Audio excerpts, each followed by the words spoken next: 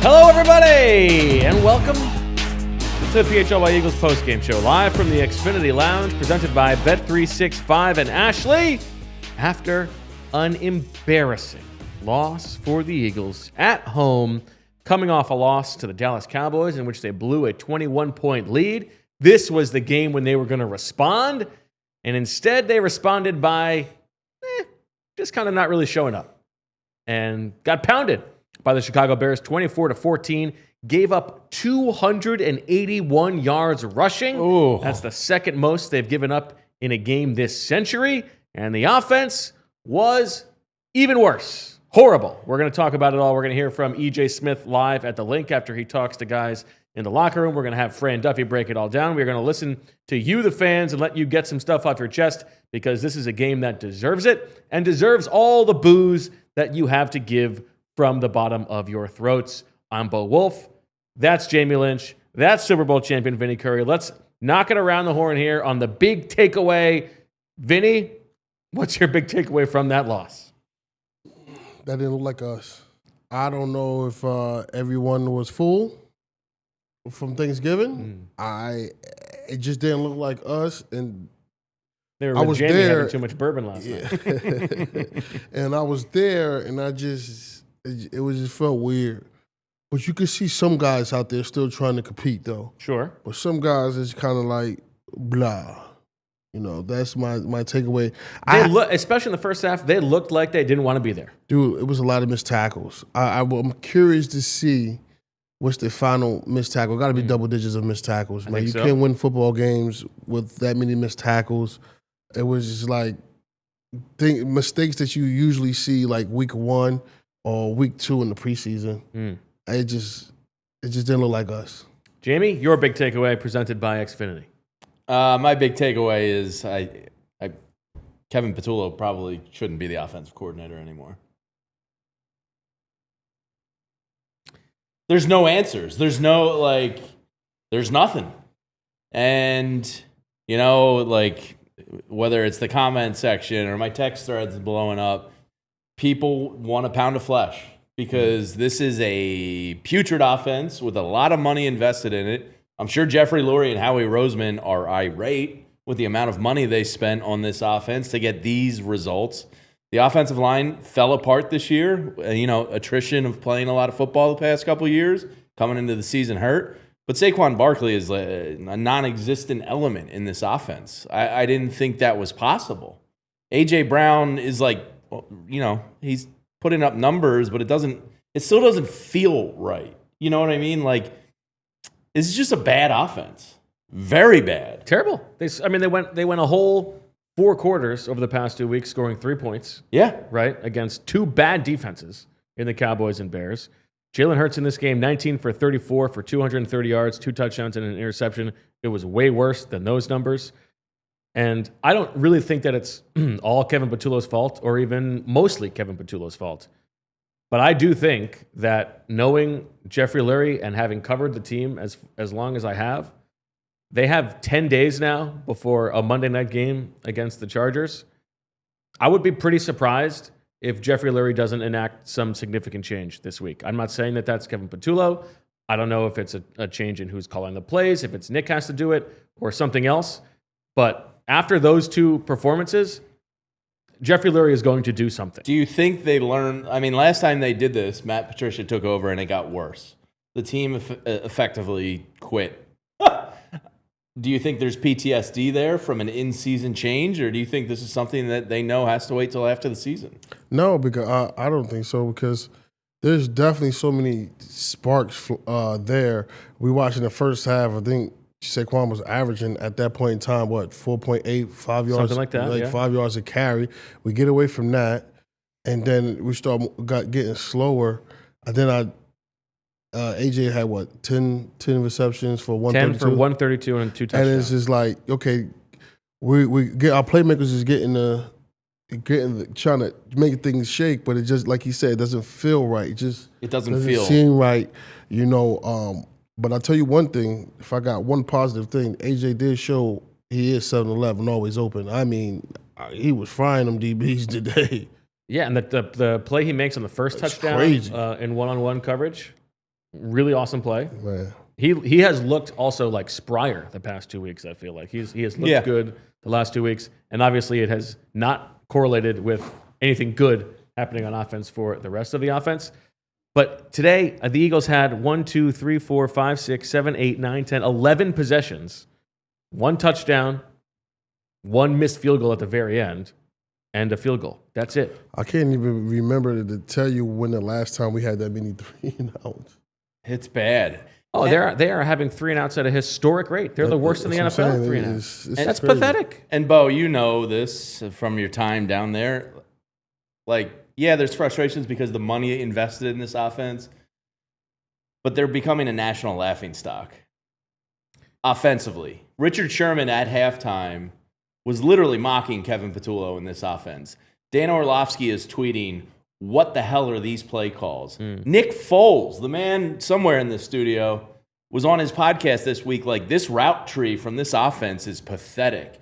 They are getting dragged through the mud on a public stage at this point, and that carries a lot of weight with Mr. Lurie. That's true.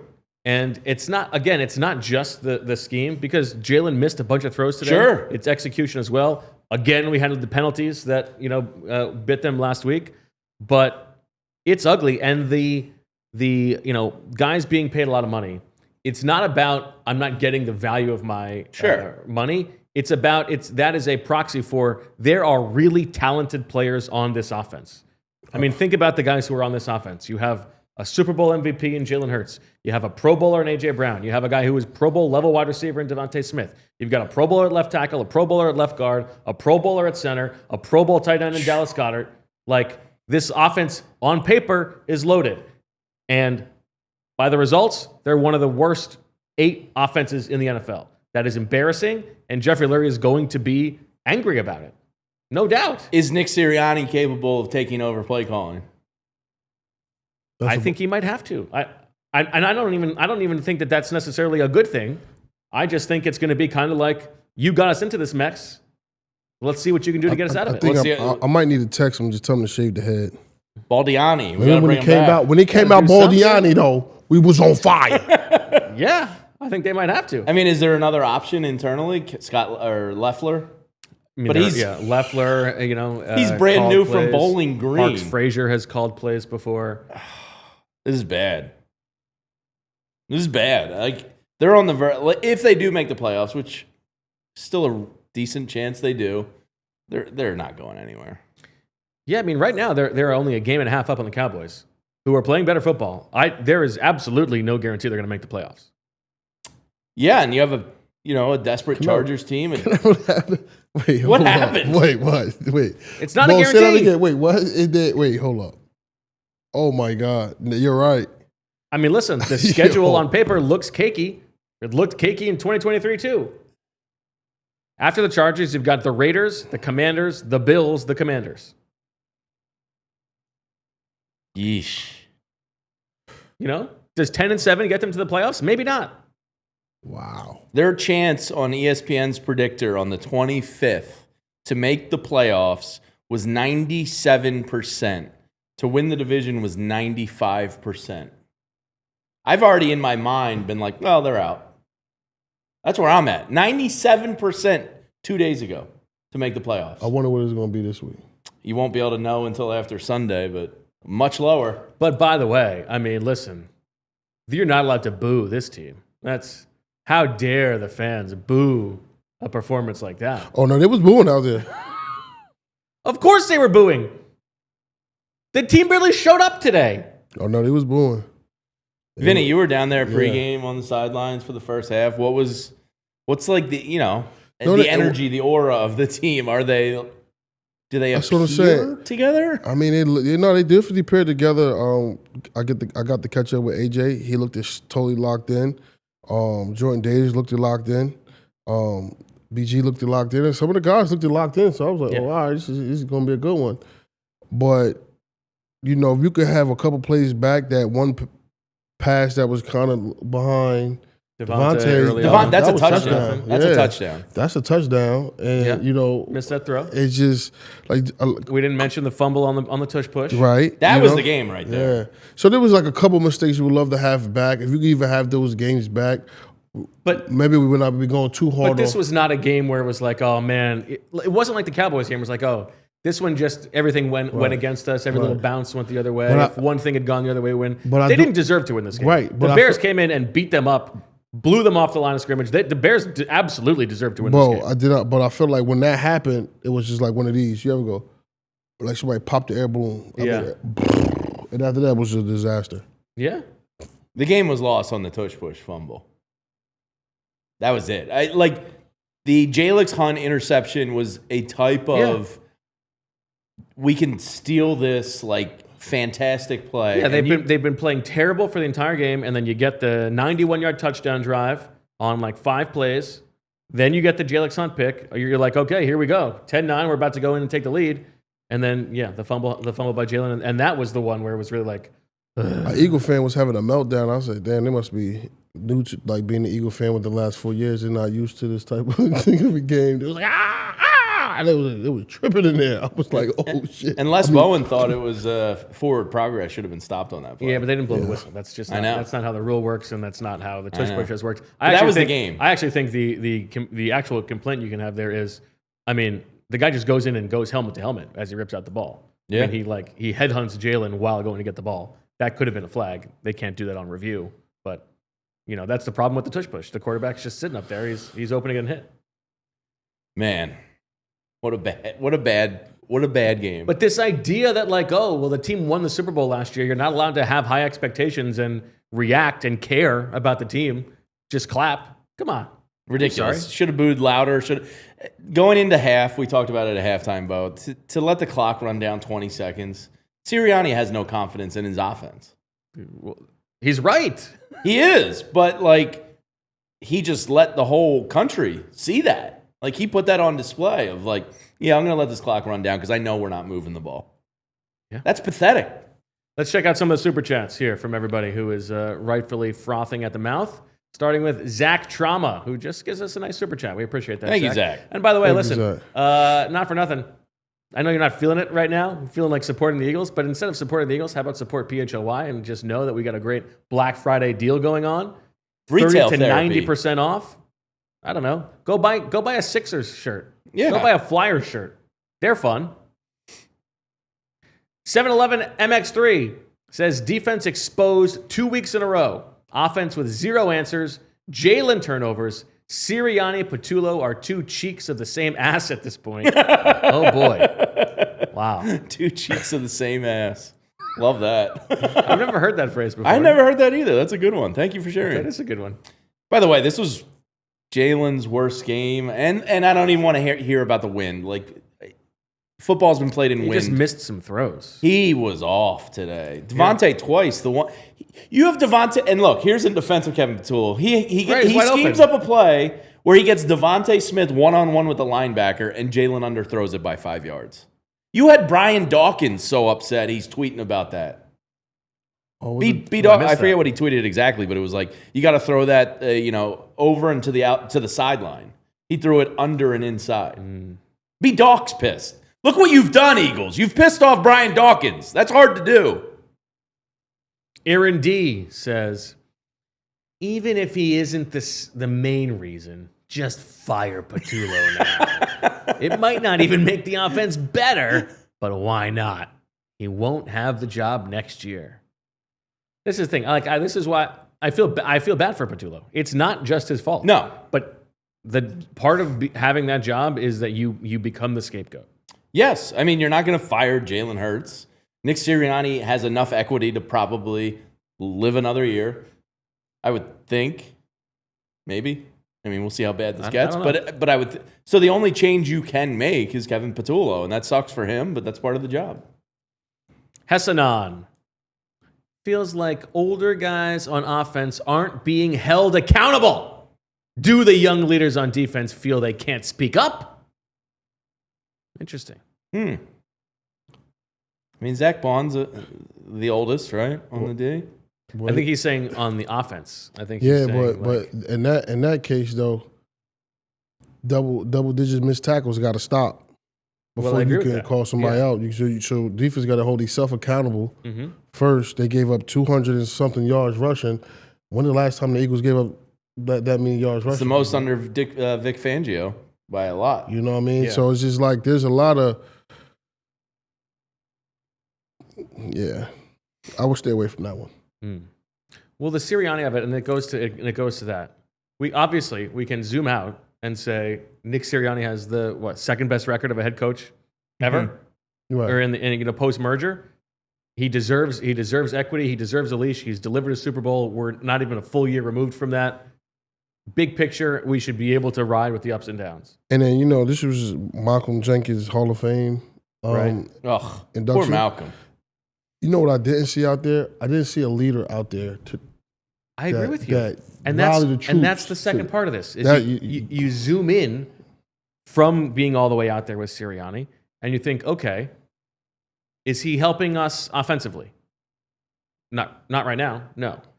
Is he cultivating this great culture that we always talk about? Not when all we hear about is how the team doesn't like each other and there's no leaders on the field, as you say, Vinny. Is he bringing a nice advantage in terms of game management? No. Is the team ready to play every week? What?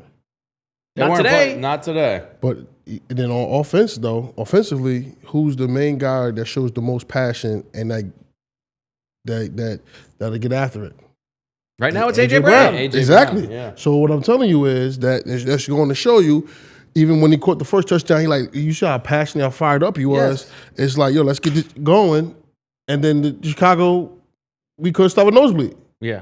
Well, you get the turnover, and then the fumble happens. You know what I mean? So it's just like, damn. You need another passionate that firing that. And it really felt that way early when it was such a sleepy start for the Eagles, and they're getting blown off the ball, and they go 3 and out. It was like it felt like nobody wanted to play. They needed somebody to bring some kind of spark for everybody to just get up for. And it never really happened until AJ in the third quarter. Yeah, it's crazy. All right, let's take a quick break to hear from some sponsors. We're going to get more of your super chats on the other side. We will hear from Fran Duffy. Oof.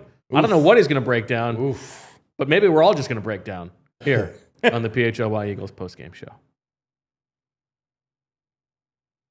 Ashley's Black Friday sale event is happening now, and the deals hit hard. Door-busting savings on today's most wanted sofas, sectionals, dining, bedrooms, and mattresses. Upgrade your home for the holidays and take advantage of 0% interest for 60 months. Plus, get a free gift with purchase.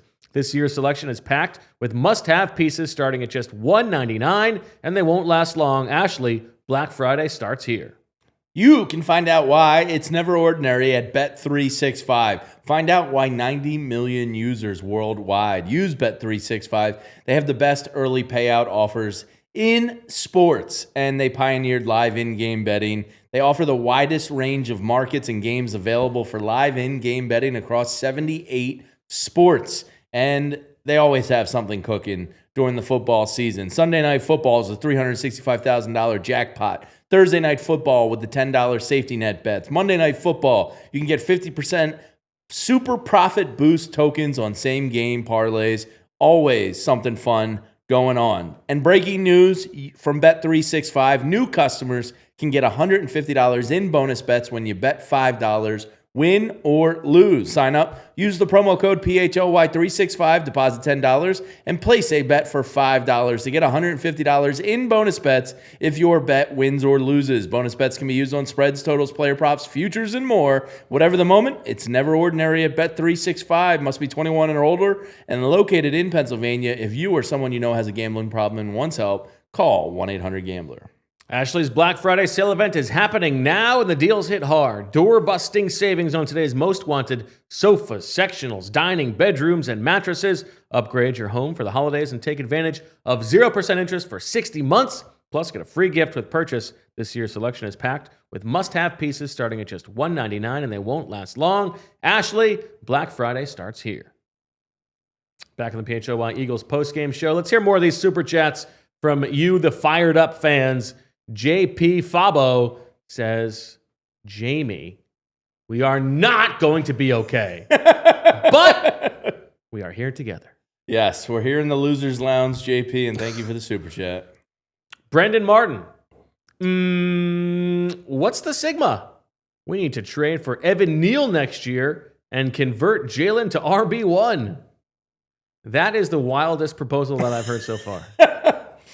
As if Evan Neal solves anything. By the way, Tyler Steen tonight, my man looked confused out there. It happened a couple times. There was at least 3 plays I recall him, like almost at the point of snap, still looking back, like, what are we in here? Tyler Steen looked lost out there today. That's not good. Thinking about that sweet potato pie, man. Joseph Lynch. I'm going to guess this is a Jamie cousin. Why not? It is not to my knowledge, but maybe. Says, the birds are so frustrating. They are. We're resorting to making terrible jokes. A bear walks into a convent and asks to join. The abbess says, sorry, bears can't be nuns. The bear asks, why not? I'm a nun guy. I'm a nun guy. Whoa. A nun guy. I'm a nun guy. Oh, I was thinking yeah, I'm a nun guy. I do like saying his last name. I don't like hearing Al Michaels say it. For whatever reason, him saying that word creeps me out. Is there much that Al Michaels does that you do like? I don't mind him usual Fridays through Wednesdays. Brendan Martin. We need to bring Dable in to be the OC. Oh, boy. Or hire Urban Meyer as the head coach. He would probably keep Elliott from missing. If you know, you know. He's going to kick him? He doesn't help. Urban Meyer, that's the worst. That's an even worse suggestion than Jalen Hurts or RB1. Jake Elliott, by the way. Well, I mean, listen. That missed point. The extra point. That's was huge. And it's the reason that they had to go for 2 earlier in the game. By the way, it's the right decision to go for 2 there. It is the right decision. It's also not it's not definitely right or wrong, but it's the preference to know. Yes, you should know if you need better to know. 1 or 2 more possessions. But I almost felt bad for Elliott. Like, it's almost like Nick's putting him out there at the end.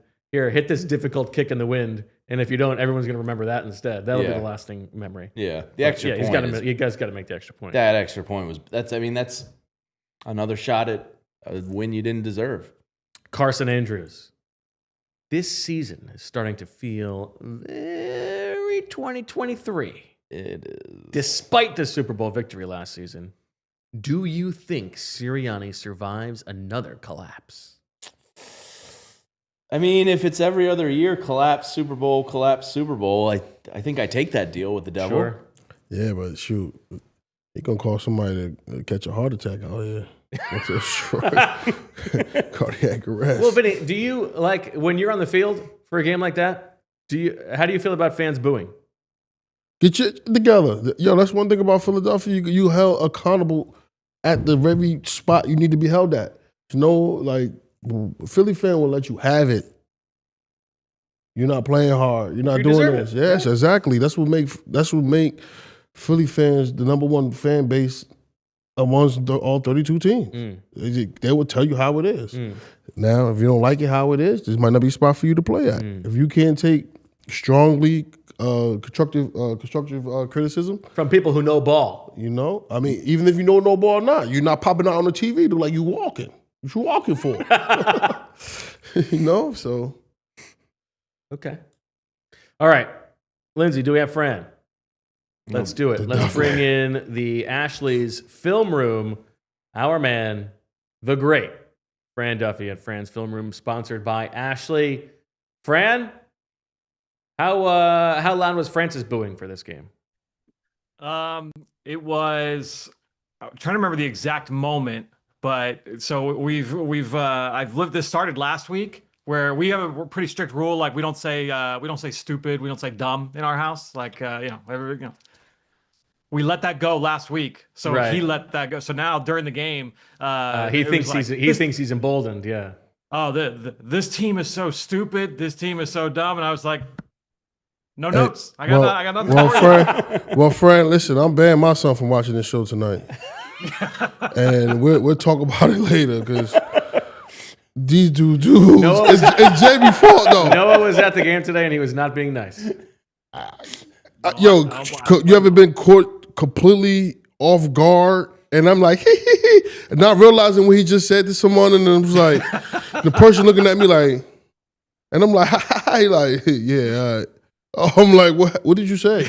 I'm like, yo, he's only 8 years old, so hopefully, I'm like, oh my God, it's just been a long day, Fran. It's been a long day. Yep. And it's Jamie's fault, though. Poor Vinny. All right, Fran, before we get to the actual breakdowns, I mean, just your general opinion on what you saw today. Let's start with the offense because I know we're going to get to some of the ugliness on run defense. 281 yards rushing, like insane. A pair of 100-yard rushers.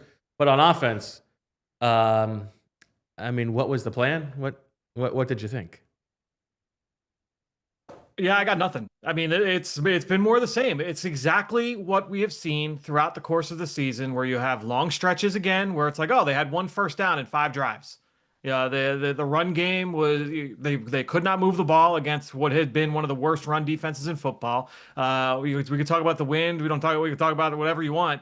The pass game was not good. You had some numbers late in the game with empty calorie like makeup plays, recovery plays, but Jalen missed a handful of throws. We're gonna get into the most egregious one, and it's not for the reasons that you guys even think. But to me, like that was as ugly of a game as I can remember from this team. With all the context included, that was as ugly a performance as you could have expected here today. Fran, is Kevin Patullo gut check right now calling plays Monday night versus the Chargers?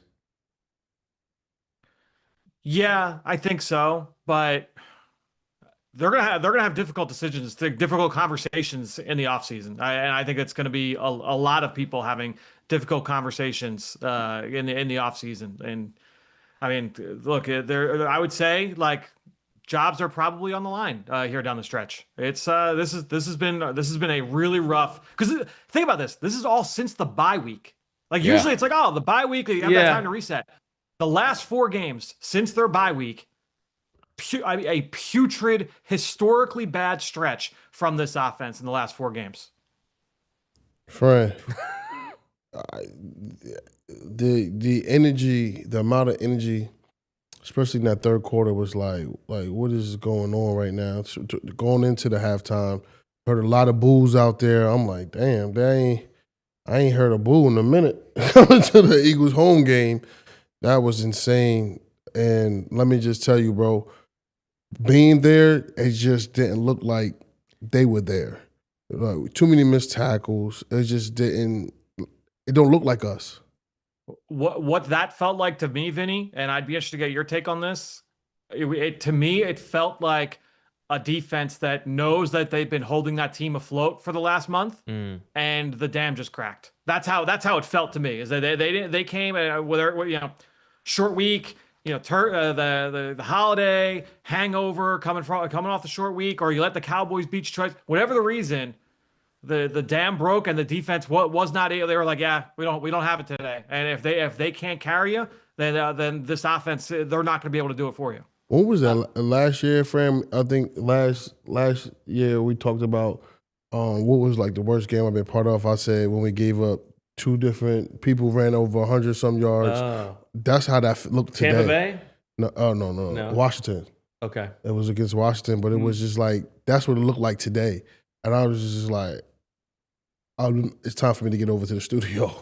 Like, because that was like giving me PTSD. Like, oh my God, like what the hell's going on? So I just had to get up out of there. And Fran, your context is right, because I hadn't thought about it as the bye week as a delineation, but you're exactly right. The first 8 weeks of the season before the bye, they weren't great on offense, but the fewest points they scored in a game was 17, which they did twice. Since the bye, they've scored 10 points, 16 points, 21 points, and 15 points. That's it. That's it. And 4 games. The game where they scored 21, one of those touchdowns was fueled by a penalty on special teams that maybe shouldn't have happened, whatever. But even still, like, was a 3-and-out, like that got saved by a special teams penalty. This offense is in a downward spiral, and I'm seeing all the comments and all these analogies are right. Like taking on water in the engine room, whatever analogy you want to use. Like this offense is down bad, and it's going to be. I don't have a lot of faith in their ability to recover. Right. They've already been trying to problem solve. Yeah. So why would they be able to solve it now? Right. Yeah, exactly. Oh, because they have a mini bye now, coming off a disastrous loss. They've got the weekend to be able to handle it. I got very little faith that it'll happen, unfortunately. Fran, before you dive into your film tomorrow, I guess, keep an eye on Tyler Steen. There was like 3 plays today where my man had no idea what was going on. It was bad.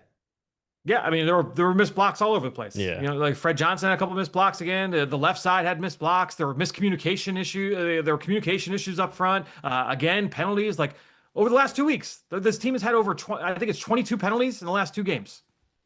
That's not winning football. That's not a well-coached team. That's not a team that is completely locked in and trying to defend a title. That's not good football. And the gall that Philadelphia fans have to boo. Oh, I can't believe it that this team is their first place. It's not just the broadcaster was doing it. There were plenty of Vinny, what are you doing? No.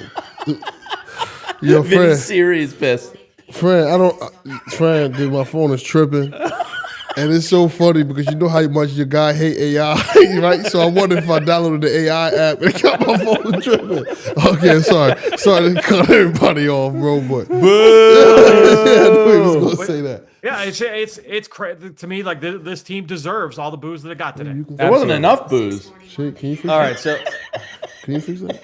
let's go to that Jalen miss on the DeVonta slant on the shadow of the red zone. Their first real successful drive of the game on offense. What did we not see live? This was a play where, and I get it. We'll get into why we say it. Let's go to the first one. So this is DeVonta 1. And right now, right off the bat, you got 7 guys in the line of scrimmage for Chicago. And it is a 0 coverage look. And we can see all 11 defenders for Chicago here. You've got 7 guys up in the line of scrimmage. You've got 4 in coverage. The Eagles aren't empty. So you've got all 5 eligibles out. You got 5 guys blocking for Jalen Hurts. This is one of those things where it's like, all right, if they send everybody and it's a cover 0 blitz, I got to go to my man beater. But if they send everybody, someone's going to be wide open. And you know what the defense doesn't know what the routes are, but the quarterback knows what the routes are. Yeah. The quarterback knows I've got somebody working the middle of the field here. And he knows like that right now, that middle of the field is wide open. Now, you would expect that some of these guys are going to drop out and they're going to drop into short zones. We've seen teams do that against the Eagles. Hey, we're going to put a bunch of guys up on the line of scrimmage, and then we're going to drop 2 or 3 players out into short zones, and it's up to you to try and read this out. Jalen is going to start on what is the man-to-man side because you've got 2 receivers. It's not a true stack on the left-hand side, but essentially a stack formation over on the left side. You've got Jahan Dotson, who you see on the far left of the frame. He's going to release vertically up the field and essentially provide interference for DeVonta Smith to work underneath. So let's take a look at the next shot, and you're going to see here comes DeVonta working right off Jahan Dotson's hip. He's going to ride in his wake and work towards the middle of the field. This should be nice and easy. If this were like just straight cover 0, and everybody does their job defensively, this is exactly where the ball should go. Perfect. Great. It's really well schemed. The quarterback's eyes in the right spot. Here's the problem. You knew you had 7 guys in the line of scrimmage, and I didn't see what the clock read when Jalen first got to the line, so we'll have to go back and see exactly what that looked like. But you saw that you had 7 guys in the line of scrimmage. You've got this rub concept over on the left, but on the right-hand side, you're running Dallas Goedert on a double move down the seam, which is wide open against a split safety. There's a wide open lane right down the middle of the field, and that's exactly where Dallas Goedert's going to roll. Let's go to the next shot.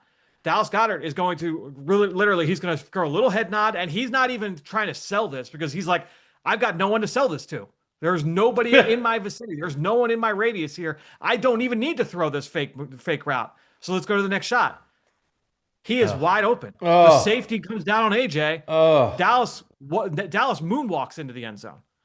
And so, yeah, DeVonta, if this ball's on target to DeVonta, yeah, he probably scores.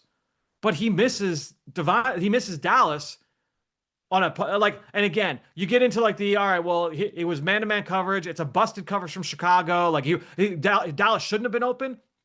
But again, if there are 7 guys in the line of scrimmage, and you have this split safety look. If you have the time of the line of scrimmage, you should understand. Like, you know what, I might have this. And either way, then you had the bad miss physically to DeVonta. So that's the pass game's bad. Again, like right now, all we have is this miss. I can't say I'm excited to go through the film. I'm not excited to go through this film, but I'm interested to go through the film and see, like, all right, like what did the rest of the pass game look like? Jalen Hurts not playing well. The scheme is not doing him any favors.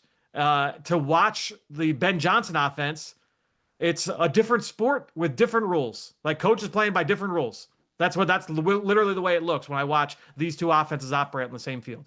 It's only one play, Fran, but is Jalen or Patullo worse than this? But that's not on Patullo. Patullo did a great job there. Yeah, right. I know, that's what I'm saying. It's only one play, but overall. Yeah, I mean, well, it's starting to feel like Jalen. Everybody's allowed to be responsible. Sure. Yeah. Jalen's not playing well. I got like some flack for Monday's episode, the film review from last week down in Dallas, for like pointing out plays where Jalen is playing well. Anyone raise your hand and say, oh yeah, like Jalen Hurts deserves no blame for how this offense has looked for the last month. This offense is not performing at a high, not even at a high level. Not even a mediocre level. At a mediocre level. It's a bad pass game right now with A.J. Brown, DeVonta Smith, Dallas Goedert. Forget the injuries, the offensive line. Like the run game is not great right now either.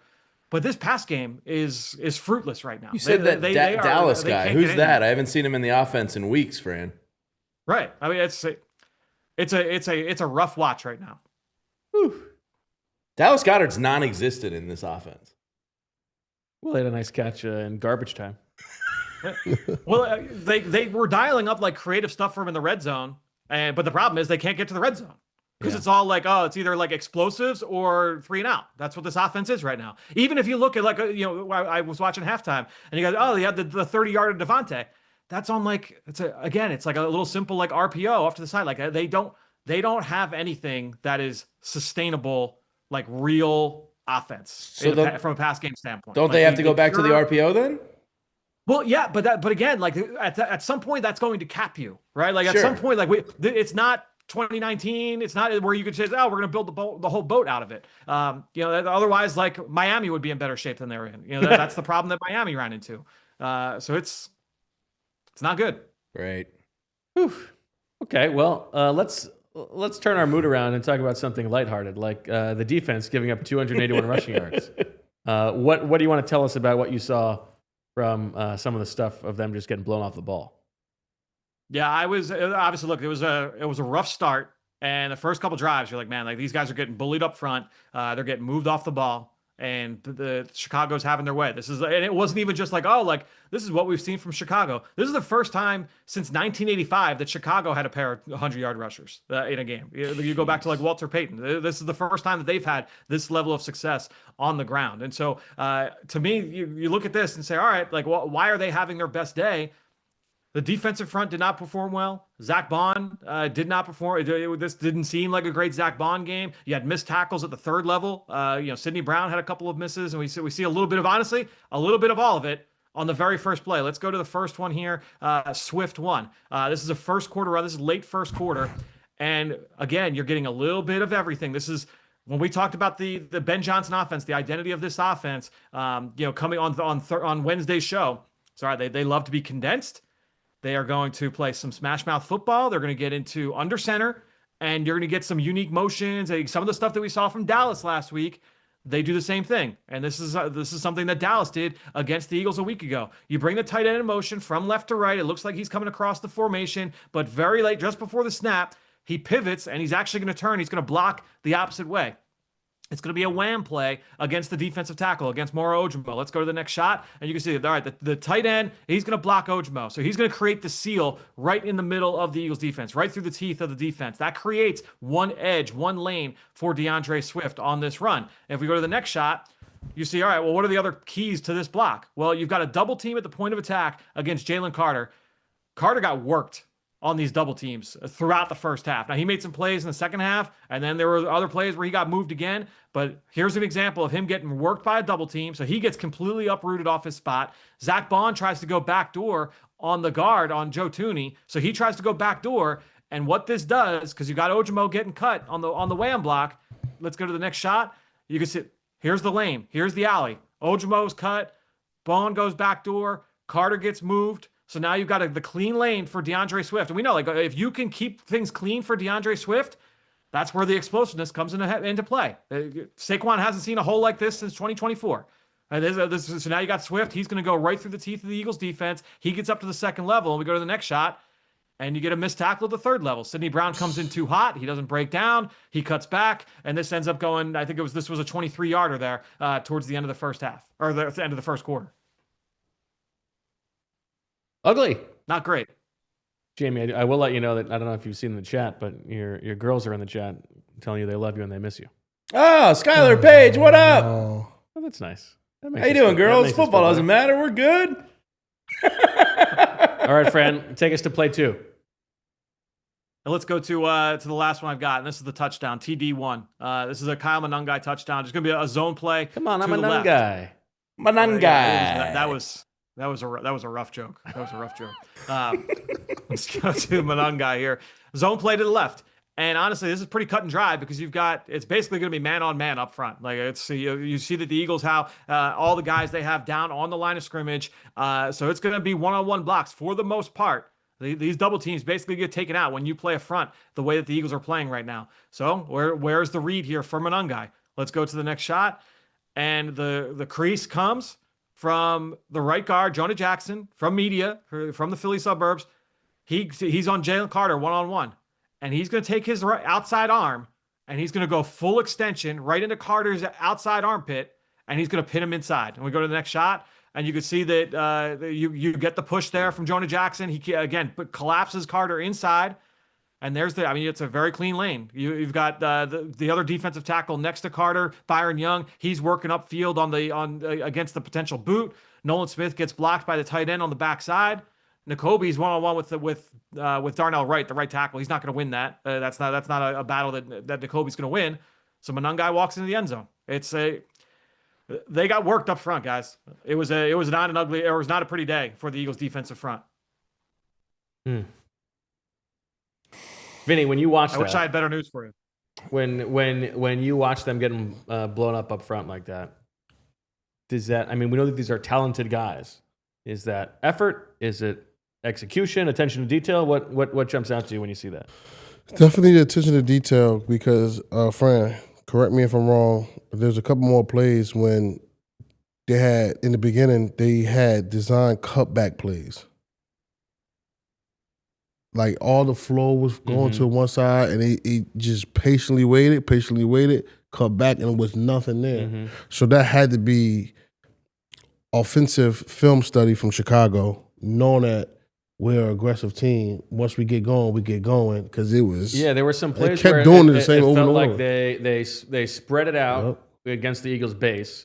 So you've got Nolan Smith or whoever lined up over somebody in the slot. You've got like Moro Ojimo playing like a pseudo defensive end, and then he gets blocked down by the tight end, and there's like a wide open lane there. It happened about 4 times. With two different running plays like that, when those kinds of things happen, sometimes it could be that the backside linebacker over pursued, or the safety on that side, it was too aggressive playing downhill. Maybe a tight end kind of ran a route on the backside to take that defender away from the run, right? Like there's all different reasons why something like that can happen. But I agree, there was too many times where the front got bullied up front. That gets the running back up to the second level, and then all right. Where's that second level pursuit? Where's that backside fill? And they were non-existent in too many of those runs. All right, so Fran, what's your? I think we did the panic meter earlier this week. Where are you at now? I was the highest on that. You were the highest. You're right. It hasn't gone down. Fran, last week you fired somebody. How many turkeys? Somebody this week? Yeah. And by the way, Fran, let's talk about this. Okay? Your boy. The Eagles let Willie Lampkin's practice window expire. He now goes on injured reserve for the season. For what? To keep Xavier Gipson on the roster, not put him on injured reserve? To keep A.J. Dillon on the roster to be inactive? every week? What are we doing? I gave you my Gibson thoughts last week, and again, like, why is he still on the team? You brought up Covey, like, oh, was it just a 1 week benching? Like, why is Xavier Gibson on the team right now? I agree. I don't even. Why is AJ Dillon on the team? You couldn't breathe some life to try and do something a little different with maybe they could just say they look at Lampkin as it's a pure red shirt year. Maybe that's the case, but yeah, he's healthy. Try something. Yeah, I mean they got Tank Bigsby. They don't even use him. They've got 3 guys. AJ Dillon's not active. What are they saving him for next year? They're going to be playing a meaningless week 18 game. Let's see Willie Lampkin saving his legs for the playoffs. Unbelievable. How many turkeys would you put on this team missing the playoffs? 7. 7? That's a lot missing of the playoffs. That's way too low. Like that 7 would require that would be a collapse. They're a game and a half up on the Cowboys. I know. Fran, when you say it like that, but I'm telling you, Bo was putting stuff in perspective today. It had me like, damn. I mean, if they play like they played today, they're not going to win any games.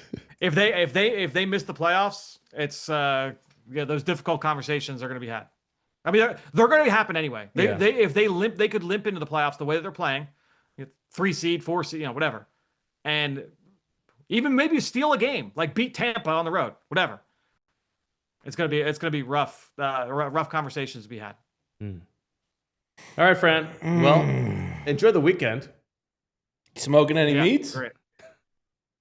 No, we got like birthday parties and christenings and stuff like that, and I'll be watching football. Which game are you most excited about tomorrow? Ohio State, Michigan. I'm actually excited for Texas A&M tonight as well. Okay, that's the night game. So well, enjoy the weekend. We will talk to you on Monday to break down the nonsense from the Eagles today. But for now, that'll do it for Fran's Film Room, presented by Ashley. We'll take a quick break and get to more of your thoughts on the other side, and maybe hear from some players in the locker room before we get to EJ Smith.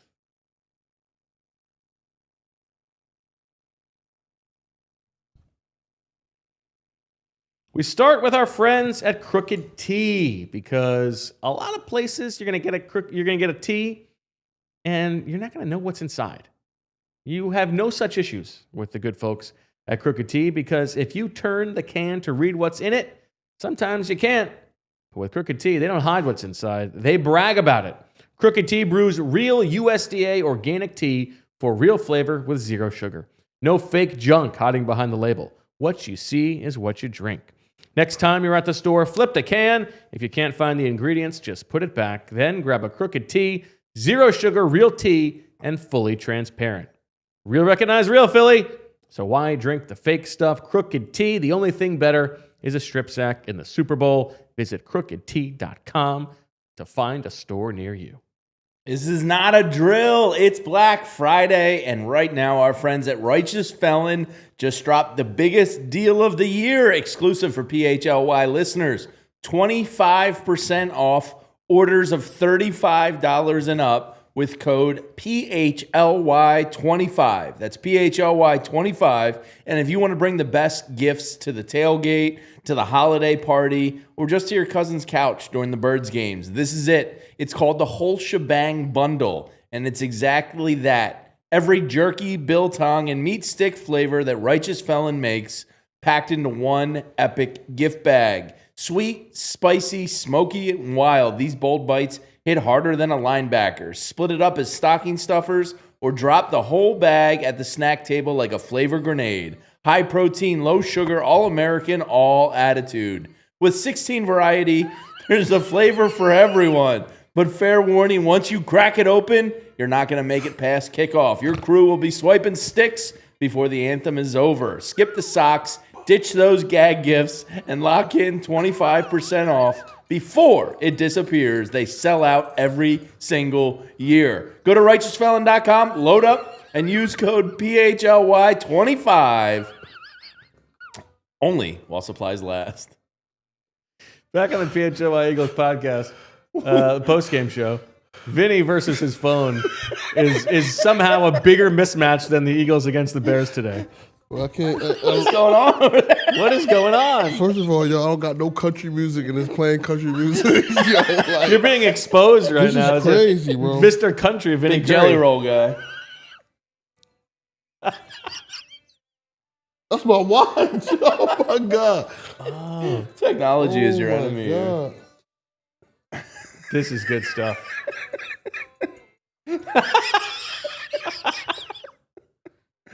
I think we got something.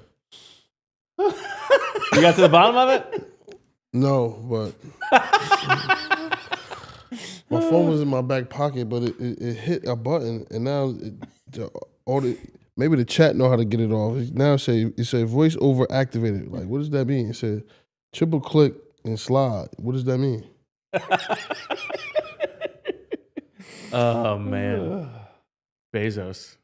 I mean, anyway, let's get to the Super Chats here before we get to the beef of the week. Man. More from you guys. Living Through Music KC says, can someone explain all these baffling late game coaching decisions this year? They are making me lose my damn mind. There has been a lot of them. I think the one today he's referencing is going for 2. I think that's the right Yeah, call. I think it was fine. I think he's talking about the lack of punting in the weeks. I mean, there have been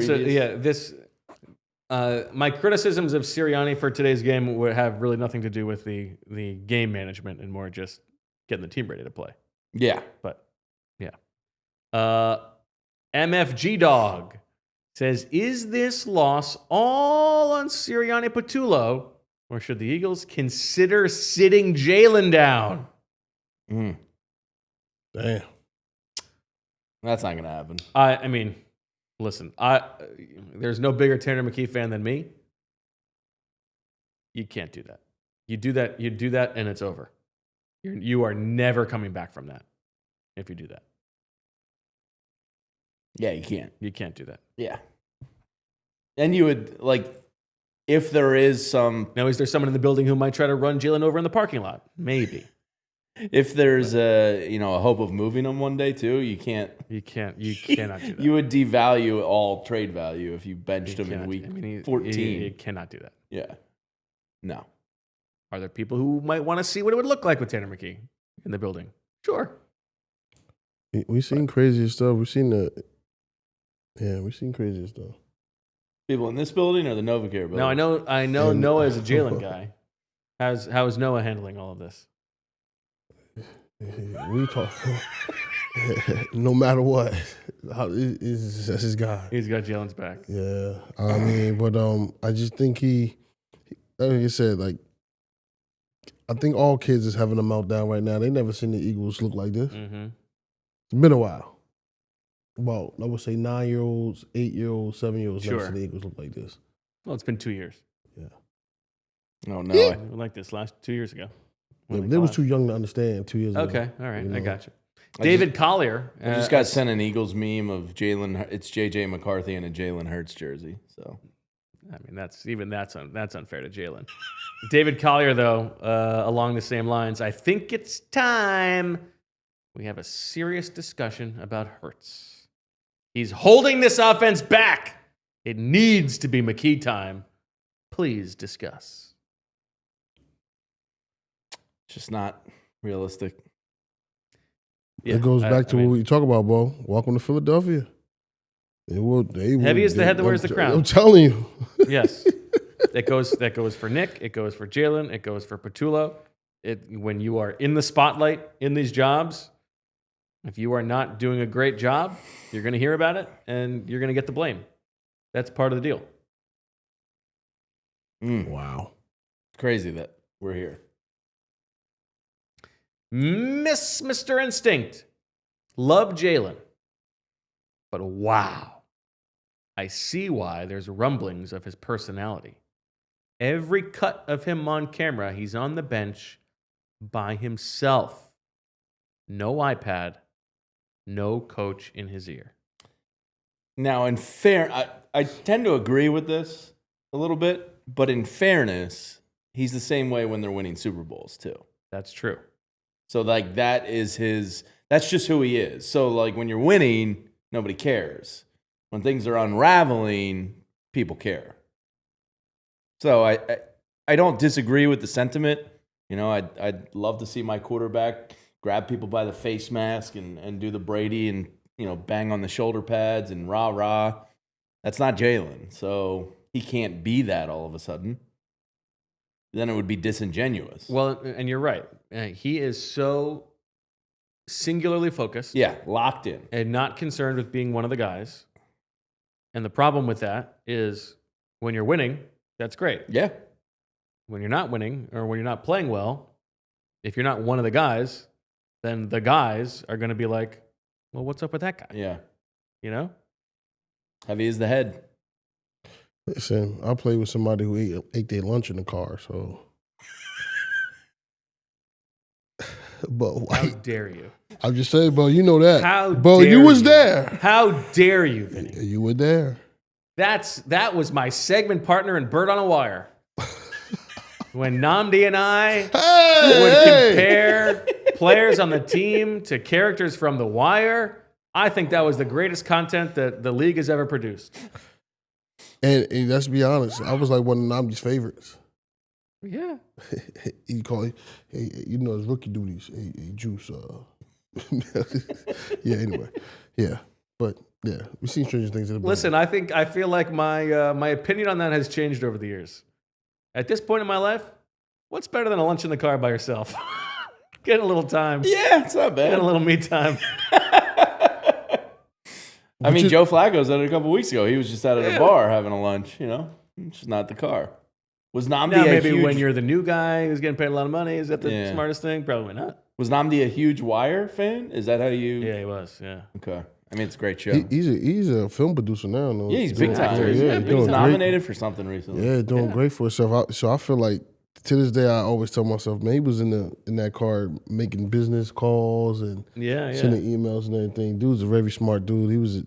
Nnamdi was so business savvy off the field. It was crazy. And I was like the only rookie that hung with him. So I was like taking all the knowledge. I hung with everybody.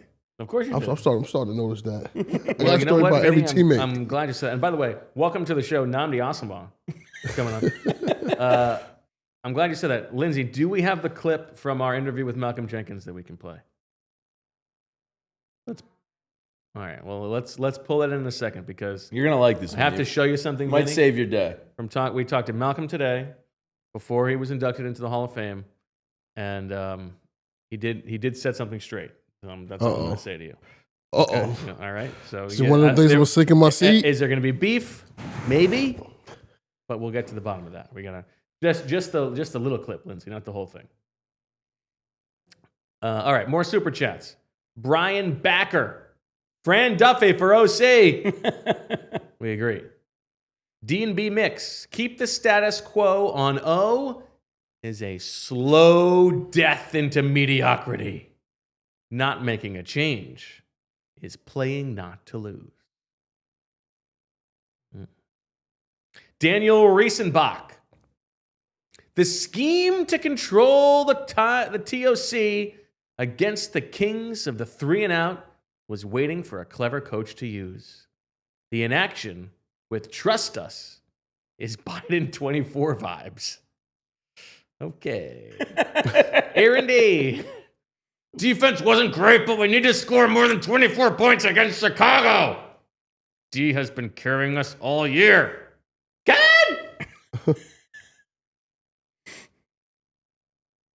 Jose Garcia.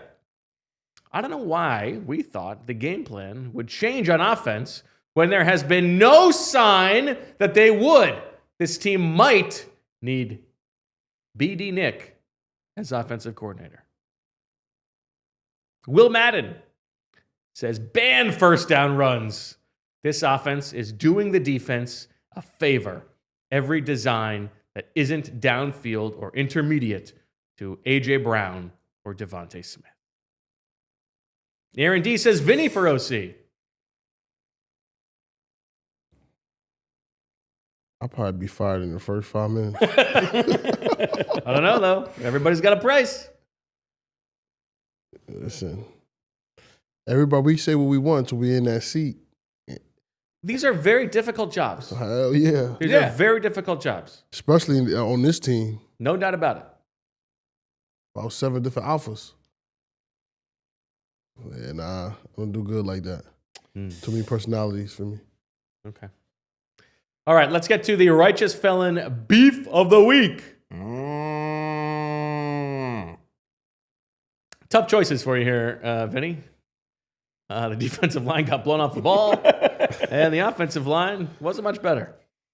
So in a game in which they got dominated on the line of scrimmage, do you give it to somebody, or do you call someone else out and say you got beef? I would say I just got beef from the way we played defensively. I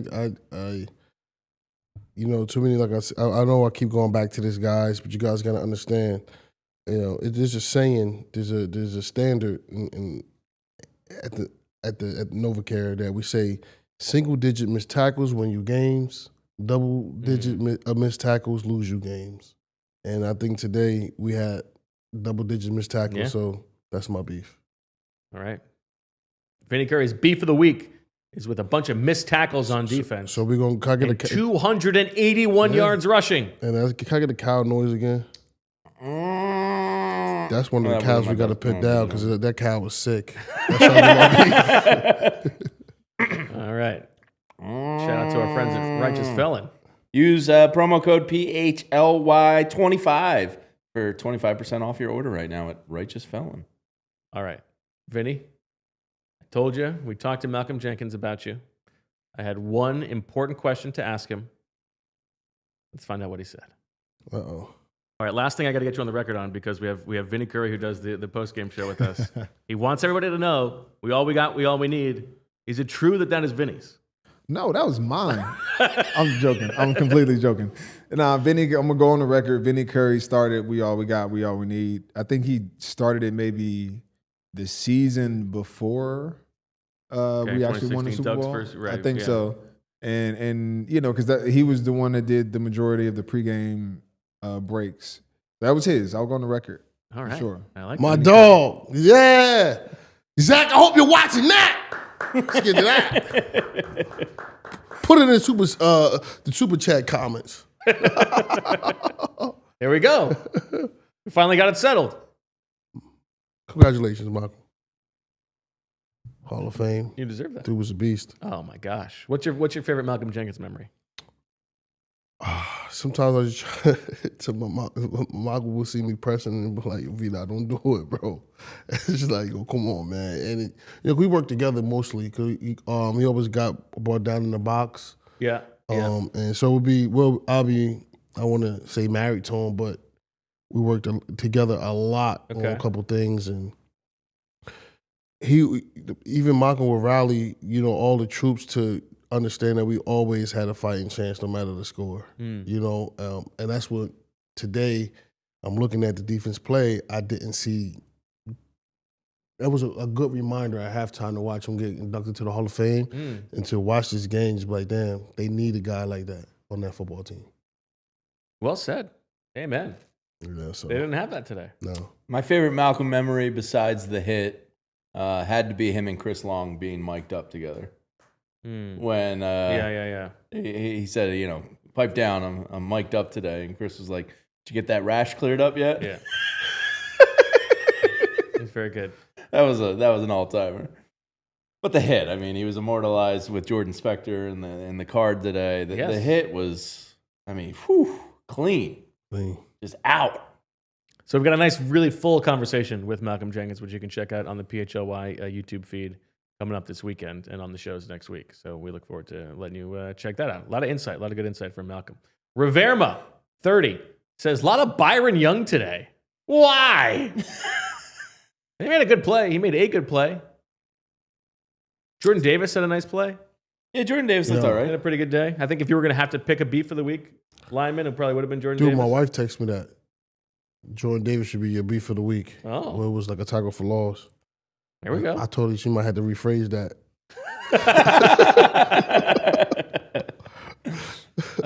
Ayusha, I felt that despite the team's struggles, the crowd went overboard today. Can we ask Vinny's perspective on hearing so much booing as a fan? So it's the day after Thanksgiving. People, our family is in town. Hey, you want to come to the game? I got a ticket. I got a ticket. Hey, I got a ticket. You want to show your Eagles off? It's like showing off a brand new car when your family comes in town and the car won't start. Like, what the hell? Now you're calling the dealership like, hey, come get this. Sold me a lemon. Yeah, exactly. So, I'm not saying the Eagles look like a lemon, but they look like a lemon, I'll say it. You're sitting there, it's freezing cold. Yeah. The amount of people I saw on my timeline who I know are from out of town that were at the game today was like 10 plus. Yo, dude, there was people leaving. The stadium was empty. Yeah, it was crazy. That's got Lurie. I would love to be a fly on the wall. Not even, listen, not only just Mr. Lurie. Don't think Howie not pissed. Yes. Let me tell you. Well, we were so tight knit. Howie, and he would, yo, man, like, what are you doing? He would come at you. He ain't like don't think he ain't gonna speak his mind. He definitely gonna speak his mind. Does that happen in the locker room, or is that like immediate, or is that the next day? Like, when does that usually come down? When everybody they do the team meeting, which will probably be Sunday. No, they probably get the team off Tuesday, so probably they get the weekend off, like a little mini bye. I don't know if they're gonna get Tuesday. the weekend off at this point. But he'll be down there. He's gonna let you know, like, yo, mom, you better pick it up. And right now we're at the state of the season is that like you said, we're 1.5 games up on the Cowboys, and these jokers coming out of nowhere and they creeping up on us. So that's what the booze was about. More people in town try to show off. Your new girlfriend, and she got halitosis. That's how that's how I looked at today. It was bad, man. Ugly. Well, speaking of that, and Jeffrey and Howie not being very happy, we have a little clip from Nick Sirianni's press conference, courtesy of EJ Smith, when he was asked about whether he would consider any changes to the game day operation. Something you'll evaluate with that outcome. We'll evaluate obviously everything, but like I said to you guys, when you win, when you lose, it's never about one person. We all collectively have to do a better job, and that's going to be starting with us as coaches, starting with me as a coach, finding solutions to getting the offense going. So I'll put that on us as a staff, and put that on me most individually there to help get this thing pointed in the right direction. But it's still stay with that. You can't. It's the greatest team sport there is, and it's never about one person. We all have to look internally and all have to get better, and coaches and players. All right, there you go. We'll hear more from what the locker room and Nick Sirianni said from EJ Smith in just a few minutes. Continuing to run through the super chats, Sean Wolford with a generous super chat says, "Success in the NFL is tough, but those who have a great QB and coach combo. At some point, Howie and Lurie need to make a decision to figure out, because outside of 2022 with Steichen, this marriage has been hard to watch." In their defense, they did win the Super Bowl last year. I think this is probably the last week of us saying that. Sure, but I just mean in their specific marriage, they did win the Super Bowl. Yeah. But yes, I think you can also argue that other than 2022, they have consistently underachieved on offense given the talent that they have. And Jalen's what now if they make a move this offseason, which at this point I'd be shocked if they didn't. He'll be 11 offensive coordinators in 12 years going into next season. Mm-hmm. It's nuts. That's bat bleep. It's been very hard for me not to curse today. Guano. Bumblebee tuna. Matthew Greenwood. Jalen Carter looked great today. The play after he was mad at Caleb Williams for celebrating the jump off sides. Someone needs to piss him off every game. Jason Henning. Got my son 8th row tickets today for his birthday. Cost a fortune. It was his first game. I don't think he's going to want to come back. Dude, what's your son's name? Let's give Grayson, Grayson. a happy birthday, Happy to birthday, make Happy up birthday, Grayson. On top Happy of that, birthday, Grayson. Can I buy Grayson a PHLY T-shirt and sign it? Grayson, please don't judge the hollow toasters on today. Understand that the Eagles will be We're better. going to get her breath mints. Yes. Grayson. Happy birthday, Happy birthday, Grayson. dude. Yeah. Awesome. Grayson's dad, if you're still watching and you want to Right. send me an email, Jamie, JAMIE at allphly.com, I will gladly Toothpaste. get you something from Mr. Vinny Got Curry you. autographed your way. All right? So hit me How up. about that? That's great.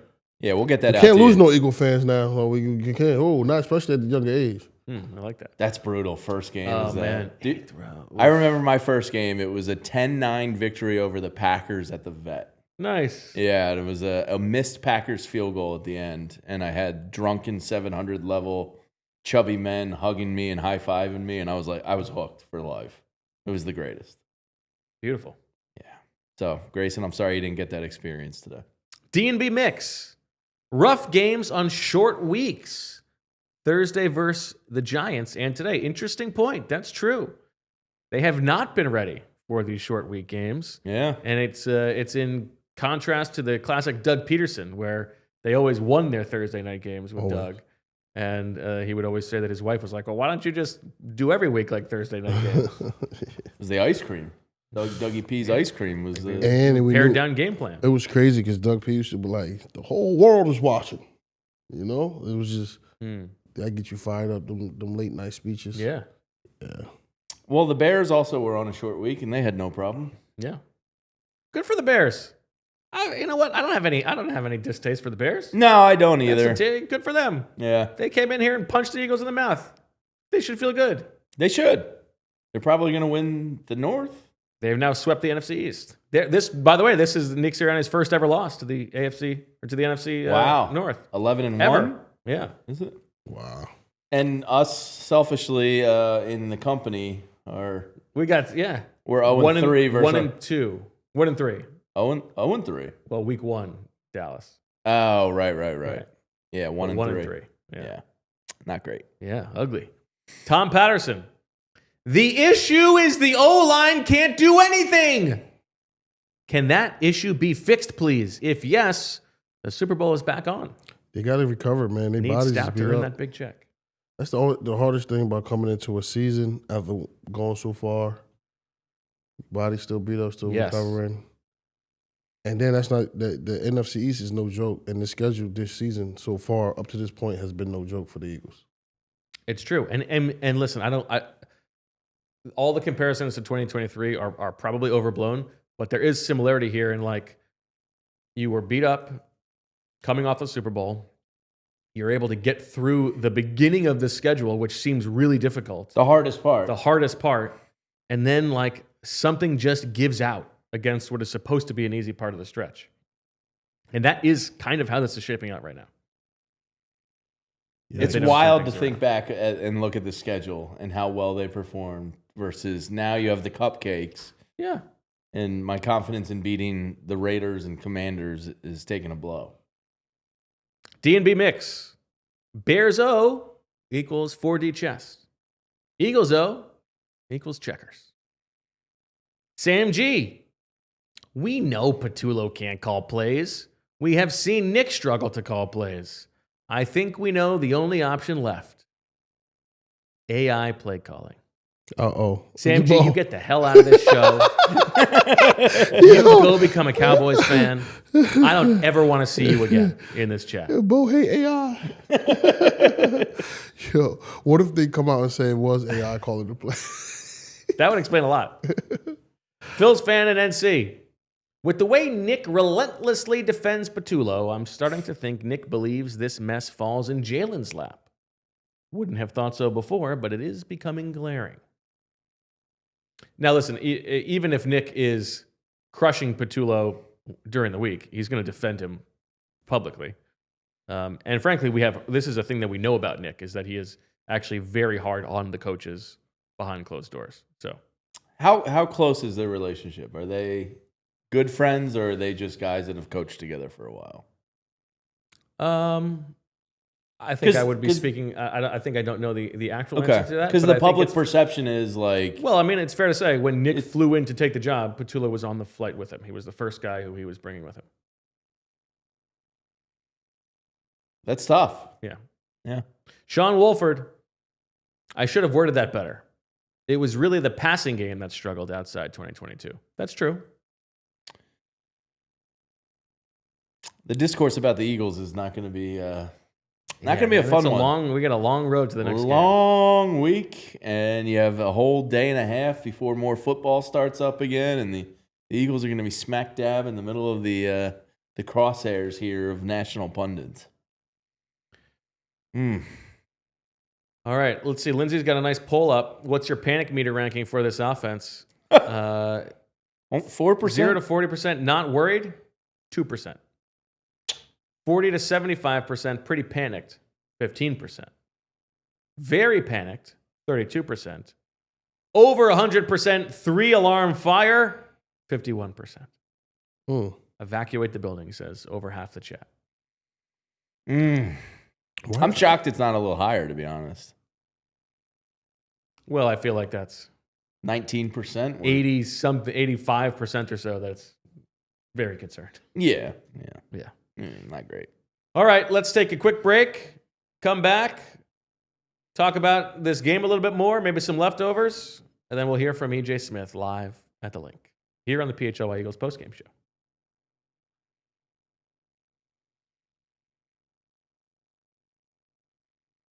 So I got a weird text the other day.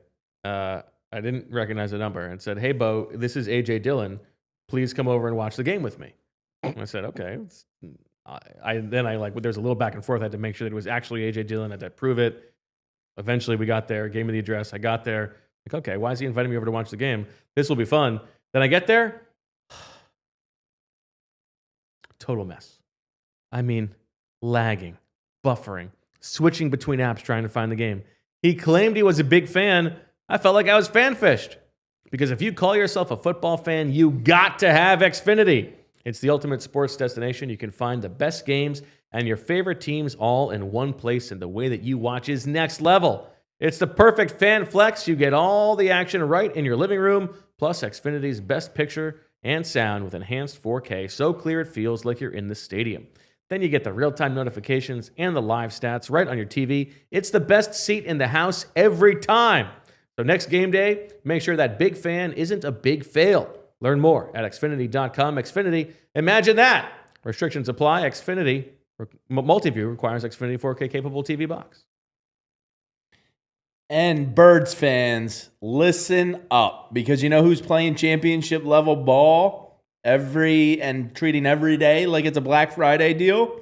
That's Elkins Chevrolet right there on Route 73, Route 73. I feel more comfortable saying Route 73 in South Marlton, New Jersey. It's run by three brothers, Jason, Adam, and Josh, and these guys know ball. And they're in the store every day working to make sure they have a huge lineup of Chevys at the best price, providing honking good service. No fumbles, no drama, just real brothers running a local business and backing every Black Friday sales deal like it's the championship game. So if you're in the market for a new Chevy, make your next move to Elkins Chevrolet. Real brothers, real deals, and a whole lot of honking good service. Shop now at elkinschevrolet.com. Together, let's drive.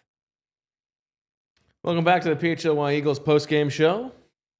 Hear from EJ Smith in just a few minutes. Until then, a couple leftovers. We should say, I mean, not a factor in the game, but that OPI on AJ Brown, that was a pretty bad call. Horrible. And then did not call the one on DeVonta Smith. The one on DeVonta was insane. And, I mean, credit to Terry McAuley, because on both of those plays, Al and Kirk were like, "Well, this looks like the right call. I don't see anything here. That's good." And they go to Terry's like, you guys are wrong. He gave him a really good I mean, the DeVonta Smith one was as blatant pass interference as you ever see.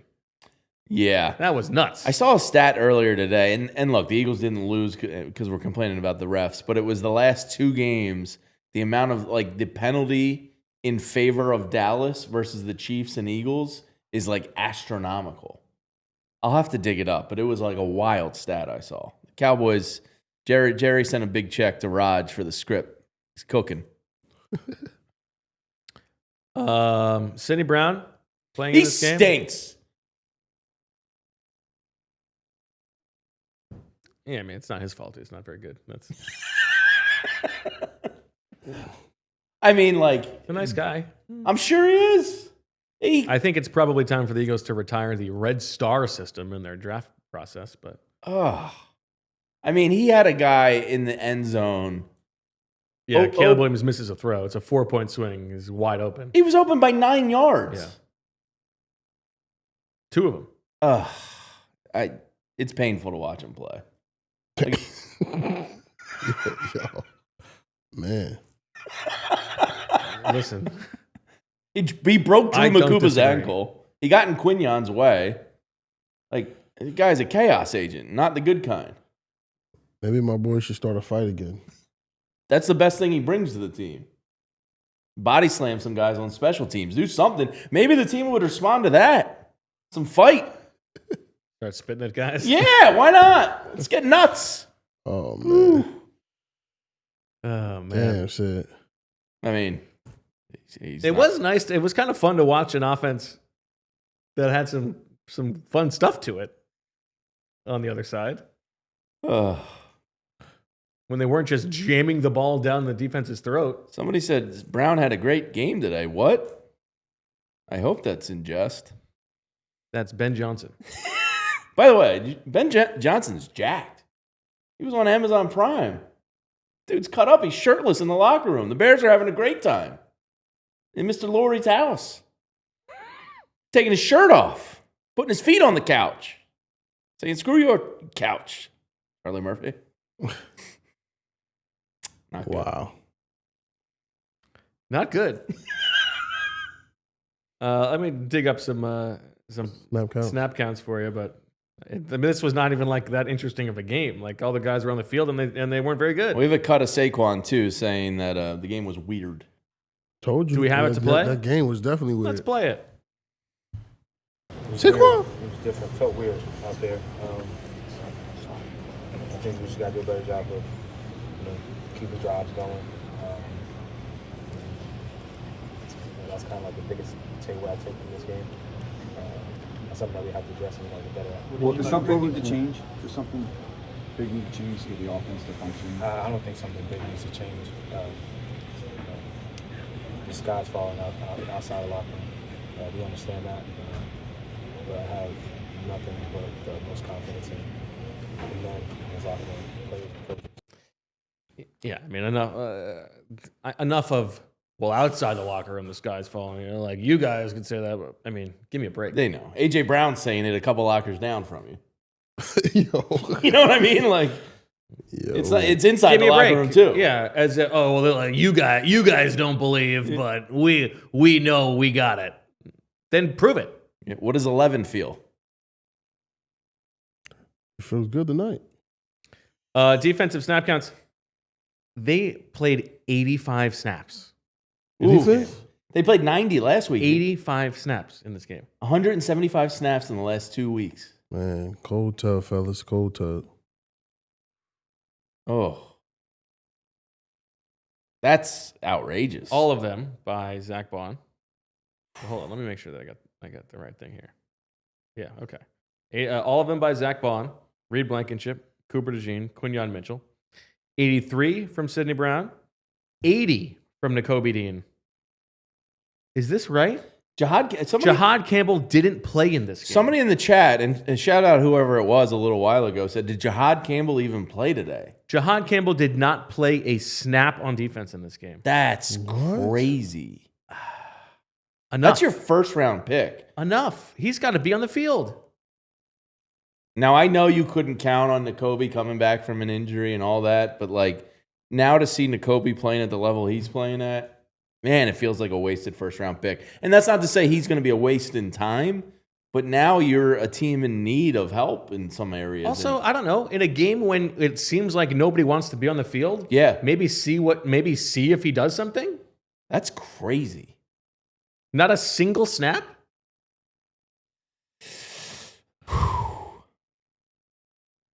That's nuts. Wow. 65 from Jalen Phillips, 60 from Jalen Carter, 60 from Moro Ojimo, 59 from Jalix Hunt, 58 from Jordan Davis. That's a lot of Jordan Davis snaps. 51 from Adoree Jackson, 38 from Byron Young. Okay, so we got 38 Byron Young snaps and none for Jahad Campbell. 34 for Nolan Smith, 6 for BG, 1 for Michael Carter. That's baffling. 38 for Byron Young and 6 for BG. Yeah. I don't know if I like that. I agree with you. In a game like this, I don't know if I like that. Especially when they're running, By the way, Julia chimes in from afar. She'd like to get a contribution to the postgame show. And she said that A.J. Brown had a great game in fantasy. Nice. Thank you, Julia. So everybody, all the A.J. Brown owners out there, I'm very happy for you. There you go. All right. Let's do it. Let's dial up the Xfinity mobile call-in line and send it to the frigid temperatures at the Linc. EJ not even going with a jacket, just sweater. EJ Smith, our Eagles insider, how are you, my friend? I'm doing well. I got a lot of locker room notes. I know it was I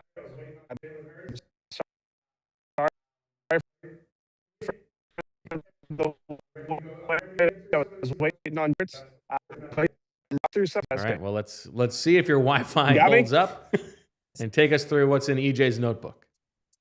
Oh, no. Lurie cut the Wi-Fi.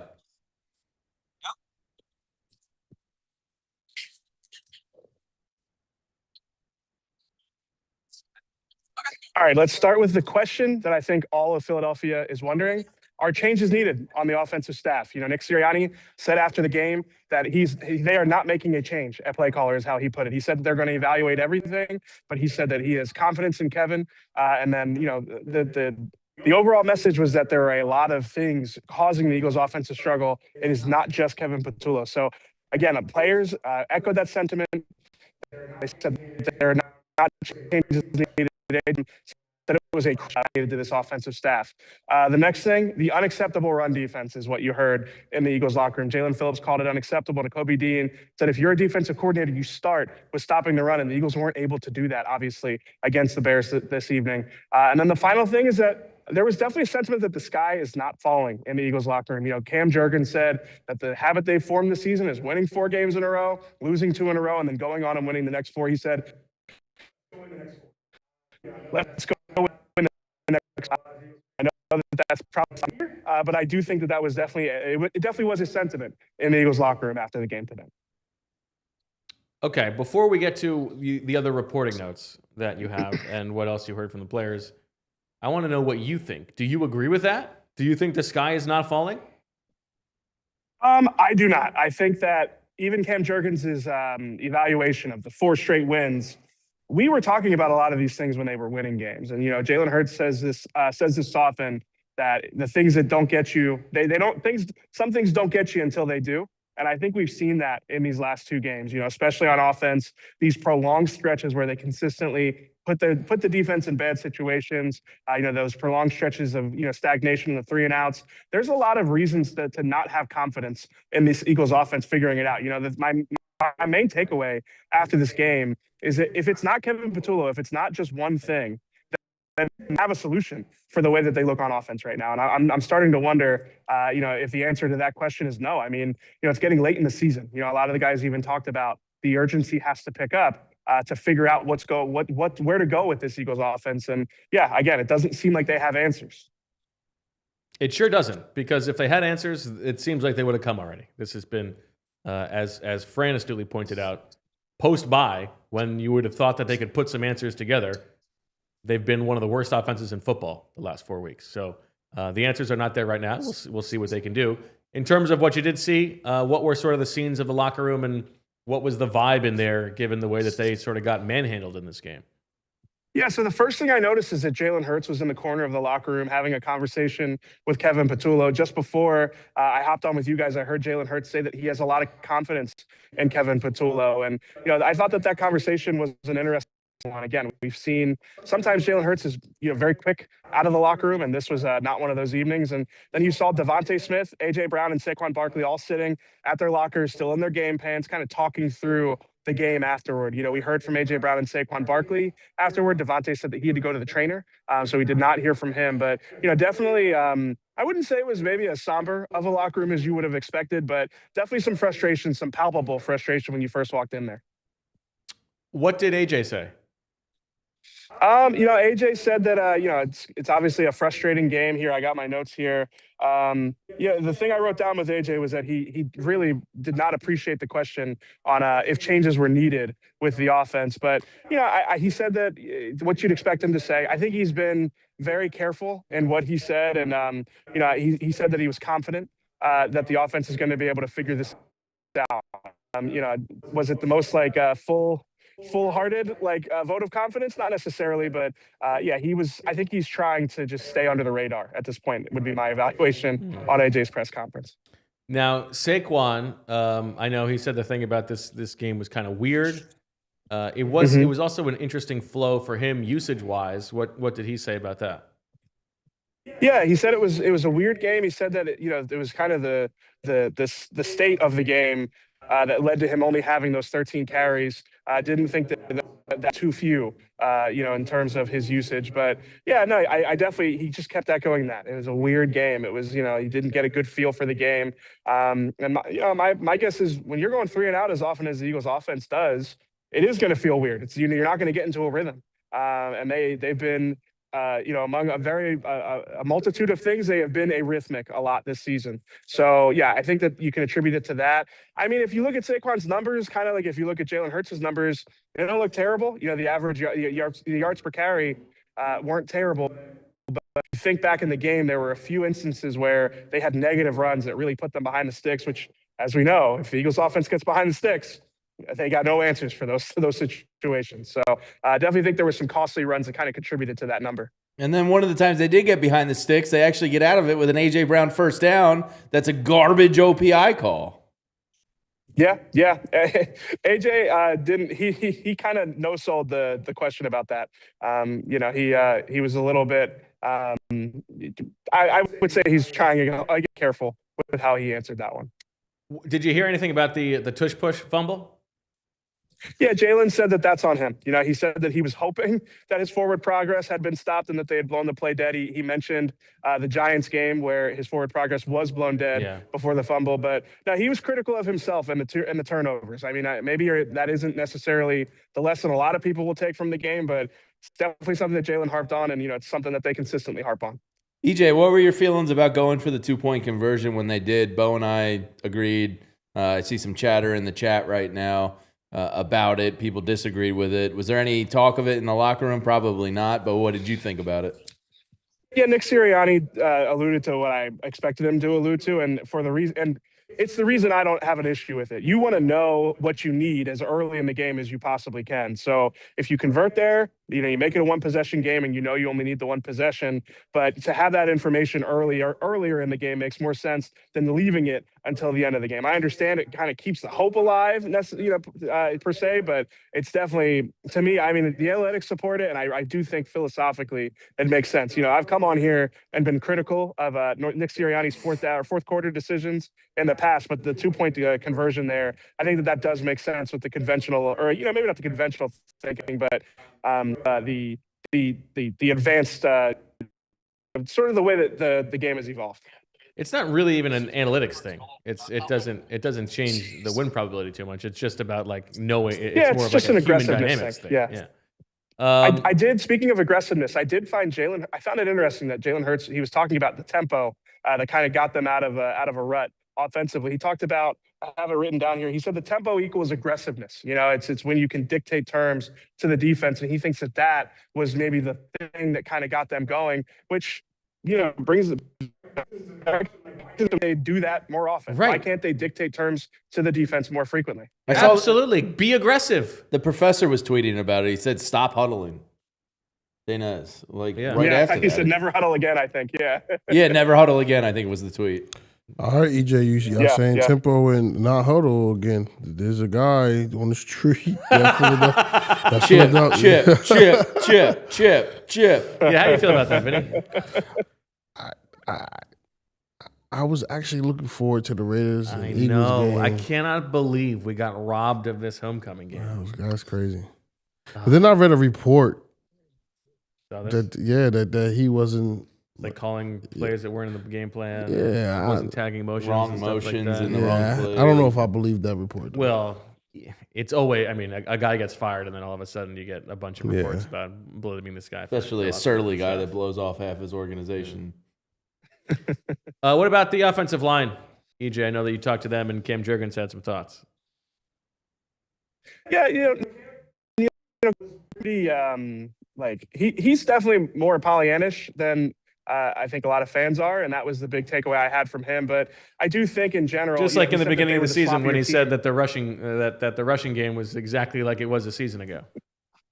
Yeah, he said that Saquon was on the same pace he was last year. I think he looks at the win column and he points to that, but he did say that they were the sloppier team and that's why they lost. And I think watching it back, it was clear that the Eagles' offensive line, it just feels like across the board, it's like they take turns losing at the point of attack in a way that's just confounding, given the way they played last year. So I think injuries play a big part of it, but yeah, they definitely were definitely struggled for most of the game. Really, on both. All right, so EJ, what's your spidey sense? How do you think the Eagles handle the next 9 days as an organization?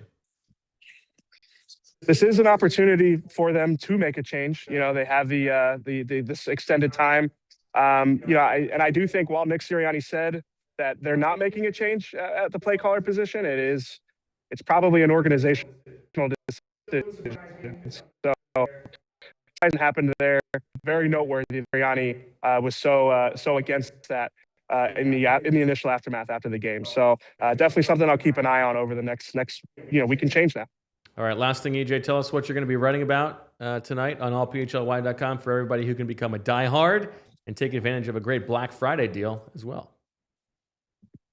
Yeah, I'm going to write about where this team goes from here.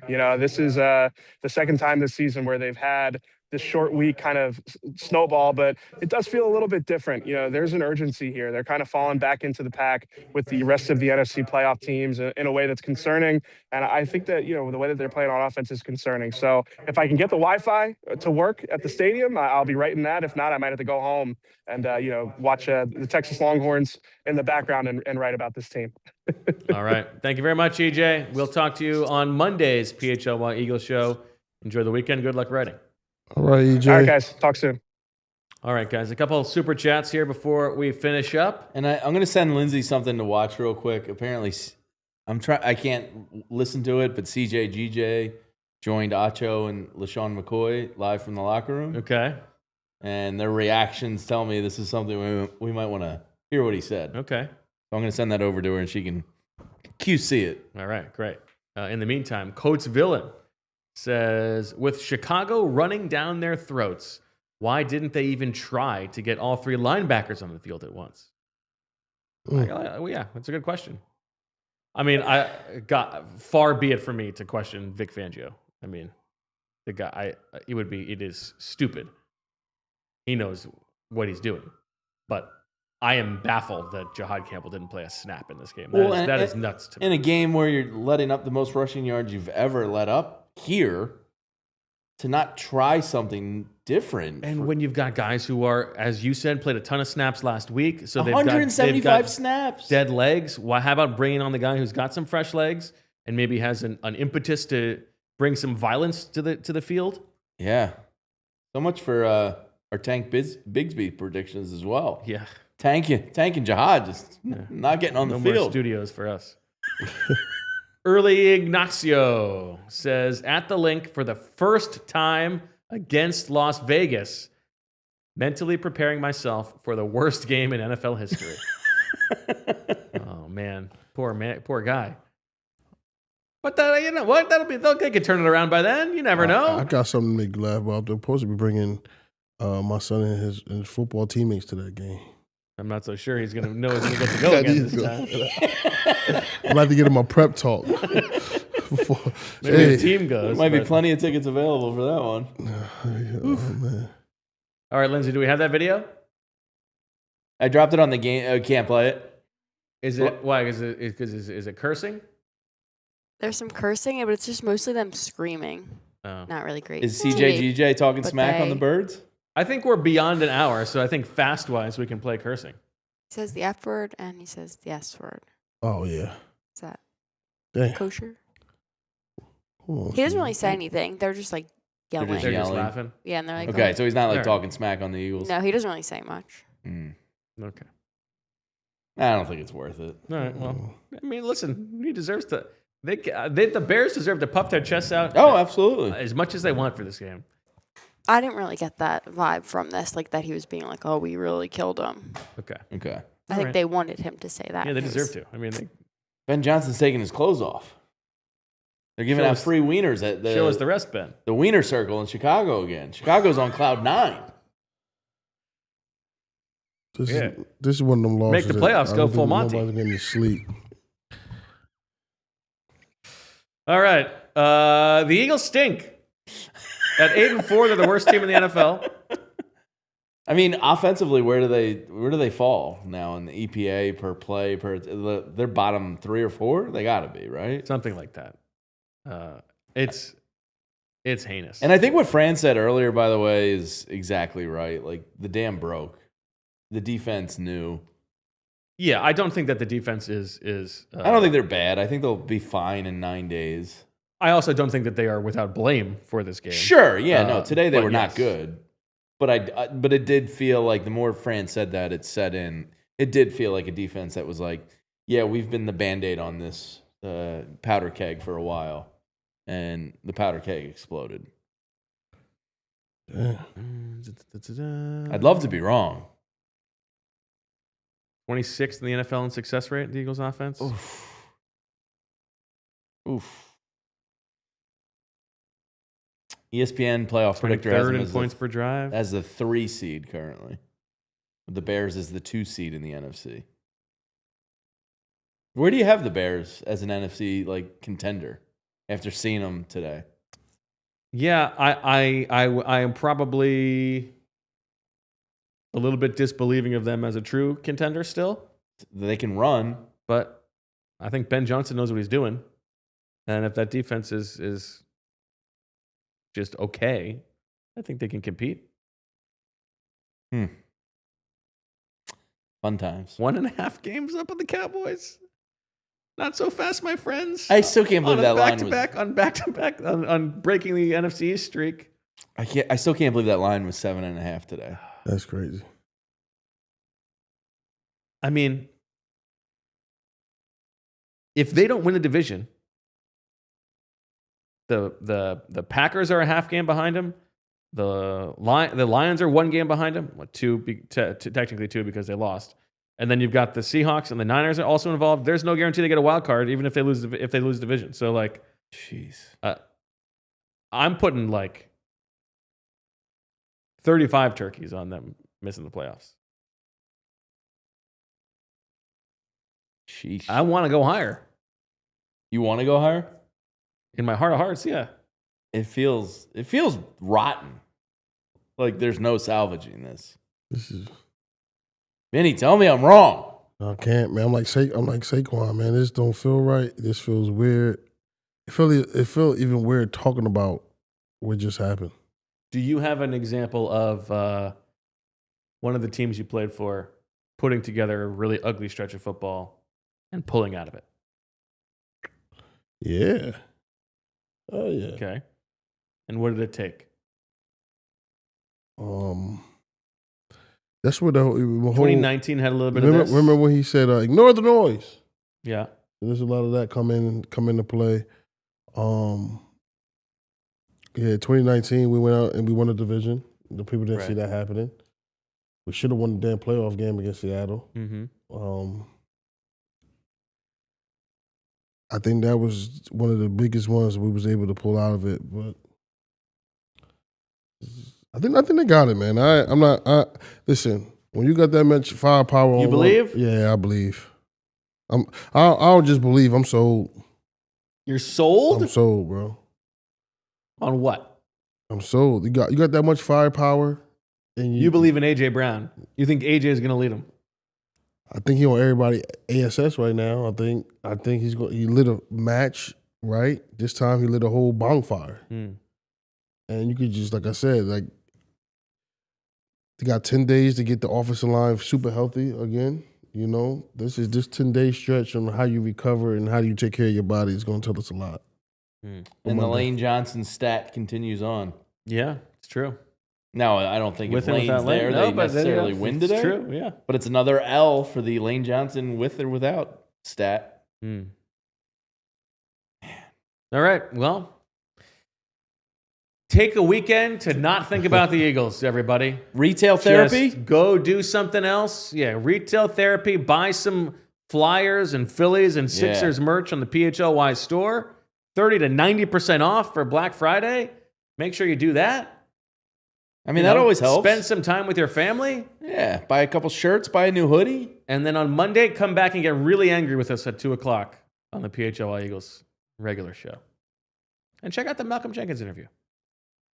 That's all we got for Lindsay and Sixers Fran and post game EJ. tonight. They're playing. Sixers are playing right now. The Flyers post game. Then maybe things are better over there. Maybe. Can't be worse. Can't be worse.